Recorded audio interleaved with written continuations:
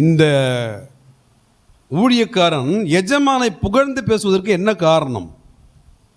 கொஞ்சம் அதுக்குள்ள போயிட்டு வருவோமே. எதனால் எஜமான புகழ்ந்து பேசுகிறார்?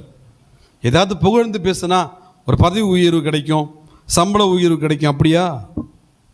இல்லை. இந்த வேலைக்காரனை எஜமான் என்ன பண்ணுறாரு? முழுவதும் நம்பிட்டார். அது 2ஆம் வசனத்தில் மிக தெளிவாக சொல்லப்பட்டிருக்கிறது. 2ஆம் வசனத்தில் என்ன சொல்லப்பட்டிருக்கிறது?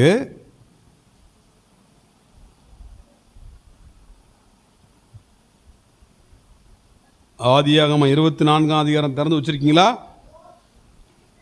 2ஆம் வசனத்தில் என்ன சொல்லப்பட்டிருக்கிறது? தனக்கு உண்டான எல்லாவற்றிற்கும் அதிகாரியுமாகிய தன் ஊழியக்காரன்.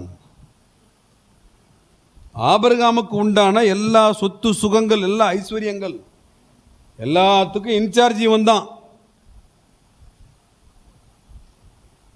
அந்த அளவுக்கு ஆபிரகாம் இந்த ஊழியக்காரனை நம்பினார். அதனால தாங்க அவர் புகழ்ந்து பேசினார். தொட்டதுக்கெல்லாம் சந்தேகப்பட்டுக்கிட்டே இருந்தா அந்த வேலை அந்த ஊழியக்காரன் எஜமான புகழ்ந்து பேசியிருப்பாரா?